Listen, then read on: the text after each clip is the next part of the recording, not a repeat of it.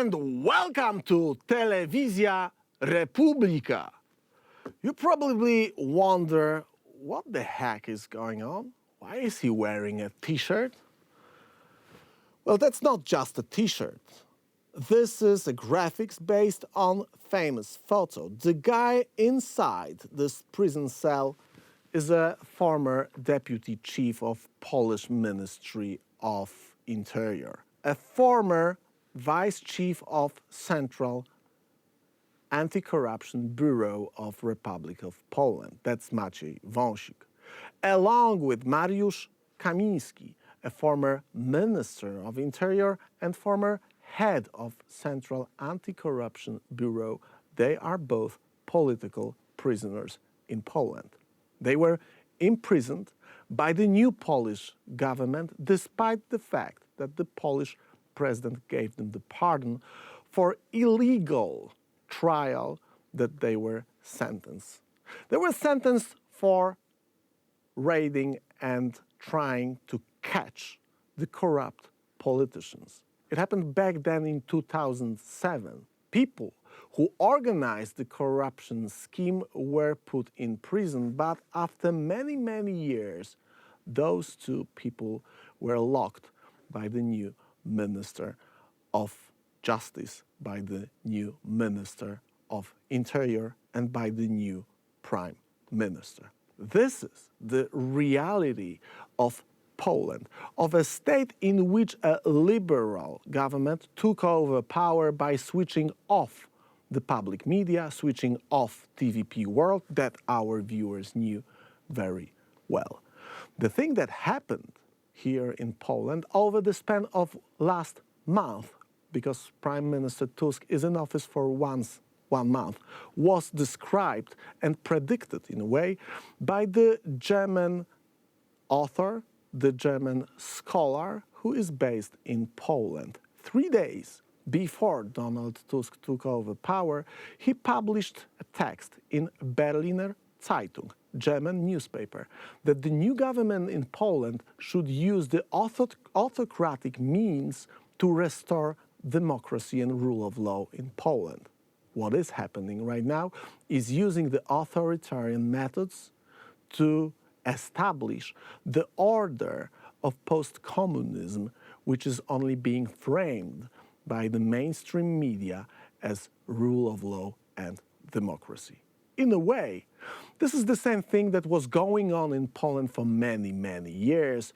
The sad reality of the Poland right now is that the people who are responsible for the reset policy that we described in our docu-series are back in business. They are back in office. And while those things are happening, Władysław Putler and his henchmen are in a different position that they were in 8 years ago. They are now running an official war. Official war in which disinfo campaigns, political influence is being used as a leverage to win the war against Ukraine. In one of the texts that were published over the span of last few days, great duo of Mark Toth and Jon Sweet describe Gerasimov doctrine, the disinfo strategy of Russian Federation. You see actually Władysław Putler and General Gerasimov in the picture that is right behind me.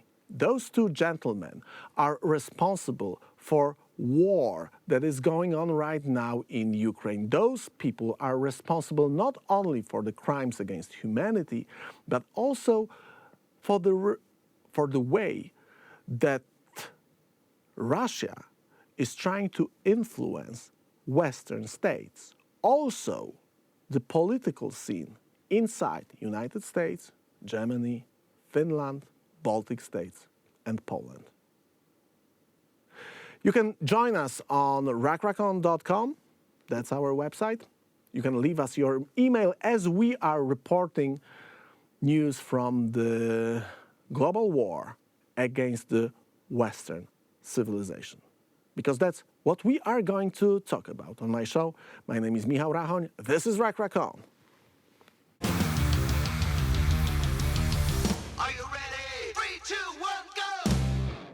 And tonight, to talk about this article, the disappearance of General Gerasimov, the author of his infamous doctrine, is co-author of the text, Colonel Jon Sweet. Welcome back to Rack-Rack-On. Welcome to Telewizja, Republika. Great to see you again.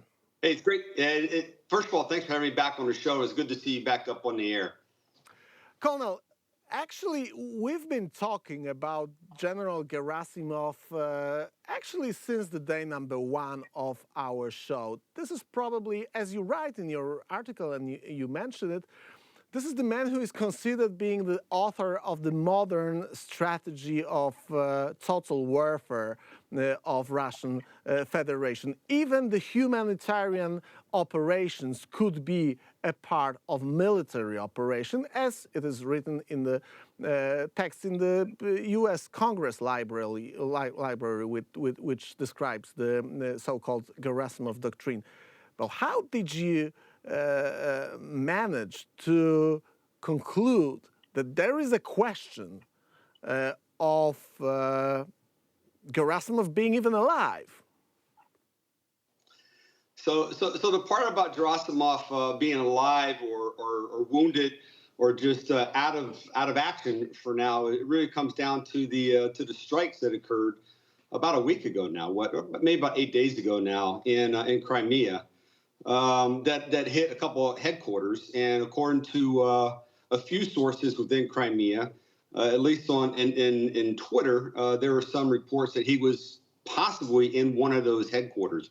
Now, that's never been confirmed. That's never been validated that he was at either one of those locations. But the simple fact is, he hasn't been seen now since the days of those attacks. Which is interesting, because when the commander of the Russian Black Sea Fleet supposedly was killed in a missile strike, the Russian media quickly launched a campaign to show that he was alive, showing multiple videos of him in interviews and in video conversations with Putin. So it's just odd from our perspective that this is the commander of all Russian forces in Ukraine, and we haven't seen him since the strike.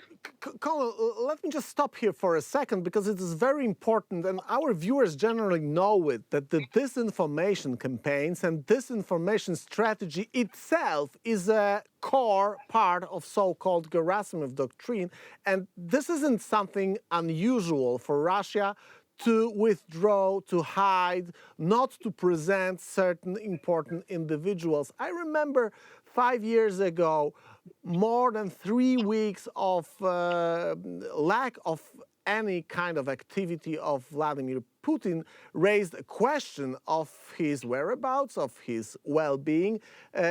This can be a deliberate action of the Russian disinformation machine to spread the rumors and to cause raising of questions about General Gerasimov. But on the other hand, there is an important question of the strategy of targeted killings that is actually a legitimate war strategy by several countries. Do we have a campaign of targeted killings or attempts to eliminate the high commanders of the Russian forces by Ukraine? So the short answer is it would seem that way. And I say that because, again, the commander of naval forces for the Black Sea was allegedly killed. Now you have Gerasimov that was involved in an attack. And then just 2 days ago, when Ukraine shot down a Russian aircraft, an A-50, which is the equivalent of an American AWACS aircraft, there are also reports that the commander of Russian Strategic Air was on that aircraft. So in a sense, it could be a campaign of targeting senior general officers, while at the same time, a campaign to blind Russian leadership from what's going on, particularly in eastern Ukraine and the Crimea. When I say blind, I mean their ability to see. When you shoot that AWACS aircraft equivalent out of the sky, you have blinded the Russian Air Force as opposed to what the movements are on the ground. You've also affected their ability to command and control cruise missiles and drones that are going to targets. At the same time, Ukraine is targeting early warning radar sites that are land-based. They're also targeting counter-battery radars.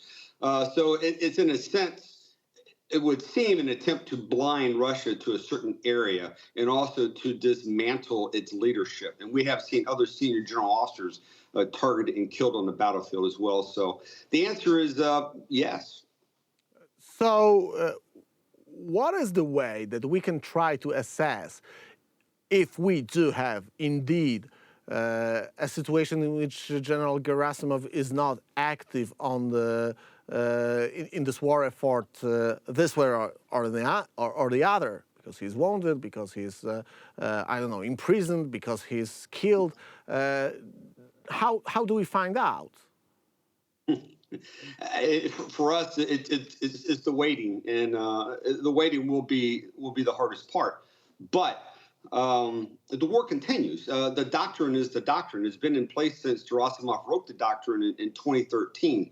The targeting of Ukrainian civilians with missiles and drones has been in place now for the past 24 months. We'll continue to see that.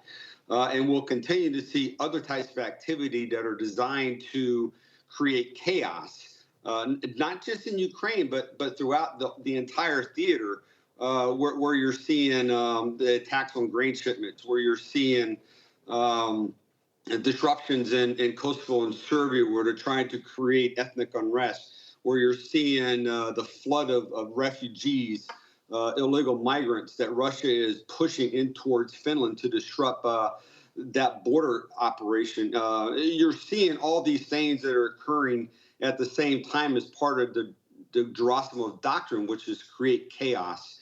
You mentioned the activities all along the theater, and this theater in reality is a global scene, because you mentioned a couple of events that should be seen in the context of the Russian activity, but it goes far beyond even the European theater. The coups in Africa are very often considered also a part of Russian hostile active measures activity. What is the Gerasimov doctrine? How would you describe it to the people who never heard about the thing? So I'll describe it in the words that he described it in, which is chaos, is creating as much chaos as you can so that your enemy cannot focus on a singular point on the battlefield, but they have to react to everything. And that chaos is occurring across multiple domains, the traditional domains of land, air, and sea. But yes, it's occurring within the cyber domain, where they're impacting economics. They're targeting banks, taking down electrical grids, disrupting water supply, where they're on social media, spreading disinformation, spreading distrust amongst governments and the people that those governments are supporting, who manage. It's attacking both with kinetic, with artillery, airplanes. At the same time, it's attacking with non-kinetic means, a mouse and a keyboard from a computer. It's all these things all at once, and the propaganda that goes behind it. Look, the FSB, which has obviously replaced the KGB, one of their strengths has always been propaganda. One of their strengths has always been seeding distrust and disinformation. And now they have this tool called the internet, and they've had it for a while. But they're very effective at leveraging that particular tool, in addition to all the other things that we have seen. Again, in 2014, we saw this in the Baltic states with the hybrid war and in the Little Green Men, where Russia attacked the bank networks, where Russia tried to get the citizens of Russian ancestry to turn against their governments. So it is a blend of all these things. If you want to compare it to multi-domain operations, a United States doctrine, it is comparable to that. It is using all means, all domains, all methods to create as much chaos on the battlefield so you cannot concentrate just on one aspect. You mentioned creating chaos in the battlefield or in the surroundings of the battlefield, but you are mentioning in your article that we quoted at the beginning of this program also the things that are going on the political scene within the states that are backing the fighting side. Ukraine is backed by Western states. Ukraine is backed by United States. And you argue that part of the political atmosphere in Washington is, in a way, an effect, a long-term effect of executing Gerasimov's doctrine by Russia. Could you explain that? Yeah, sure. So the message that Russia wants the American citizens to believe is that there's this level of corruption within Ukraine, that the money that they're getting isn't going toward a war effort. It is going into the pockets of corrupt politicians, that the weapons that are being used are being sold on the black market, that the counteroffensive is not effective, that Russia is winning the war. All that's designed to influence a population within the United States that says, why are we fighting this war? This is useless. Ukraine can't win, so why are we fighting this? And then, oh, by the way, while all that discussion is going on with the administration, Hamas attacks Israel. So now you got a segment of the U.S. population that's saying, why are we fighting in Ukraine when Israel is our traditional ally? We should be devoting more resources towards Israel. And then at the same time, you're playing to the American values of the security of their country, and you're looking at a border region in which millions of illegal immigrants have come across that border, and with that surge of migration, you're seeing fentanyl enter the country, and to the tens of thousands of Americans have overdosed on that. So what they do is they leverage all that information and they flood social media with different information, and then people simply repeat it, and it creates, in a sense, this movement that says, why are we supporting this? Defund this. Colin, but that brings me to the question that our viewers remember us discussing all of those aspects in the various contexts in our programs. But we can also look at you mentioned the fentanyl crisis in U.S. and it is of course a target of disinfo campaigns. This is also a mean of streamlining the news feed regarding the fentanyl crisis. But on the other hand, we can also look at this massive flow of this drug straight from the state which is ally off-limits alliance between Russia and China was established some time ago. And when we go back to the history of relations between Communist China and Communist Russia, we know that this alliance is actually almost 100 years old. Should we look at the migration crisis, at the fentanyl crisis, and all other similar crises as events or actually activities that are not only described in the disinformation campaigns by the influence agents of China and Russia, but should we also look at the production of fentanyl causing this whole affair as a part of war, Gerasimov doctrine, hostile activity against the fabric of American society? It certainly should be considered as a supporting effort. I don't think you ever find any direct linkage to all these events, but there's certainly enough what we would say as reasonable doubt.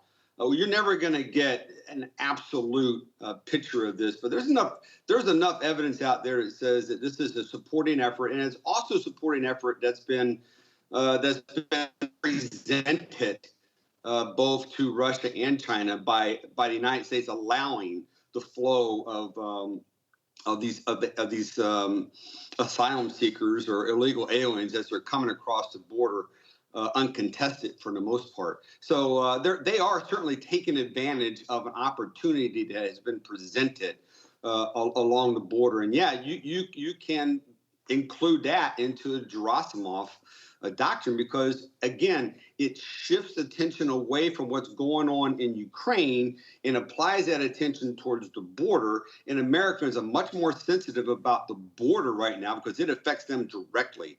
It's not just the border, it's every town and every city now within the United States is feeling the impact of these illegal immigrants that are coming across the border and settling in their towns. Colonel, you are mentioning also, and actually when we discussed this at the beginning of our conversation, you also mentioned the migration crisis along the Finnish border, thousands of people being pushed into territory of Finland. We remember in my home country, in Poland, a constant crisis with its peak 2 years ago when we had to use the police force to protect the border against the direct attack on the border organized by the Russian allies Belarus regime. And we do have also a constant migrant flow through the Mediterranean from the terrains that are in a way controlled by the Gerasimov allies and where infamous Wagner group is present in Africa. Again, there is a question of ability of causing migration flows as a means of war. This isn't something really new. We remember back in 2015, ISIS fighters and ISIS so-called press agencies announced that we are going to send our people to those boats and those people are going to organize terrorist attacks in Europe. And actually, that's what happened. To what extent it is just a using of a natural processes that are going on, and to what extent this is actually causing of those processes to harm the Western states, the Western civilization that is basically described by Russia as number one enemy, with your country, USA, pointed as the main opponent. Well, again, it's a non-kinetic means to achieve an objective. And in this case, countries have to divert resources away from defense, right, towards the migration, whether they're building barriers to prevent entry or whether they're providing food, humanitarian assistance, shelter. All these resources are being diverted away from where the government would like to put them in the defense and in the defeat of Russia, but they have to address the issue of these migrants coming across the border. And you're right, just a few years ago, the preponderance of those migrants were coming from Africa up through southern Europe, and they were coming into Hungary and in Poland, and now we're seeing Russia reach in and grab these migrants and they're pushing them up towards Finland. And why? Because Finland just became a NATO country, right? So it's all about leverage. It's all about using all the tools that are available. And that one tool that drains resources from democratic governance is migrants. And how do you deal with them from a perspective of blocking them from entry or supporting them when they get in? It takes money and it takes time. Yeah, and whatever strategy the government of a certain state is going to pick, it is going to be attacked either from inside on the political scene or outside by using the leverage that you just mentioned. My final question is a question also of a kind of narrative that is present in the Western media, or actually lack of this narrative. And you are also pointing to very interesting thing. We are talking about incredible military success of Ukraine. Nobody, or almost nobody, believed that Ukraine is going to win at least the major part of this war. It was supposed to be a 3 days special military operation with a parade in Kyiv on the third day, with the Ukrainian president killed, parliament taken over. And we are entering in 1 month the third year of this war, and Russia is controlling. Someone will say that it is a lot, it's at 20% of the pre-war territory of Ukraine, but some other will say that, well, Russia is still holding the same regions that it held in 2014. This is a tremendous military success of Ukraine and its supporters, USA, Great Britain, Poland, Baltic states among them. Yet this narrative is hardly present in the Western media right now. Why? It isn't, and for me, that's incredibly frustrating, because if you look at the Kiev Post today, they reported, I think, the casualty count for Russian soldiers in Ukraine as of yesterday was 370,000. 370,000 that they described as eliminated. And eliminated means whether they're killed or wounded on the battlefield, they're not fighting. Okay. In a 2-year period, 370,000 casualties is unbelievable. And then when you go back and you look at the sheer number of tanks, APCs, artillery systems, it's just the battle damage assessment that has been lodged against the Russian forces is unimaginable. And like you said, they were given 72 hours to survive. Zelensky was given a plane ride out of the country by the United States, and he said, I don't need a ride, I need ammo. And we gave him ammo, and the world gave him ammo. And 2 years later, look where he is. They've reclaimed all the territory that was taken during the initial assault, and they're pushing them out. And they continue to inflict casualties on a daily basis, somewhere between 800 to 1,000 a day that are being killed or wounded. They may not be gaining ground, because, quite frankly, they took a big hit in October when the Russian counteroffensive occurred. But during that time period, they have killed upwards of 40,000 Russians. It's mind-boggling, the successes that they've had on the ground with U.S. technology, Western technology, and just ingenuity. The things that the Ukrainian military are doing with drones, with long-range missiles, with subsurface vessels going after the Kerch Street Bridge. They have forced the Black Sea Fleet out of Sevastopol and back into Russia. It's mind-boggling that we do not have a counter-narrative that says Ukraine is winning. And they are. Ukraine is winning, but Ukraine is not in a position to push Russia out. They need more. And they did stall because of this huge counteroffensive that occurred shortly after the offensive of Hamas, October 7th. 2 days later, again, was the massive counteroffensive by Russia. So it is where Putin wants it to be. It is in a stalemate, but it is progressing. Again, the successes that they're having with their deep strikes, which and their ability to blind Russia as to what is occurring. I suspect sometime in the late winter, sometime maybe in March or April, maybe you'll see a resurgence. They have to build combat power again. They have to build up their wartime stockages, and they need that precision deep strike capability that the United States right now and Germany have in the forms of ATACMS and Taurus missiles, but also in the forms of the F-16s. And to this date, I don't believe we've seen an M1 Abrams tank on the battlefield yet. So they're still holding that. Yeah, we've seen on one occasion a picture of a tank on the battlefield published online. We do not know what is the extent of using of those machines on the battlefield. Colonel, thank you very much. Congratulations again to you and Mark for a very interesting piece. We are waiting for Mr. Gerasimov to show up. If he shows up, this is going to be another context of what Gerasimov's doctrine is, because it is based on disinformation, on illusion, and in a way, disappearance of a major actor like president, like general staff chief, or other high figures could be a part of this disinfo major campaign. Colonel, thanks a lot.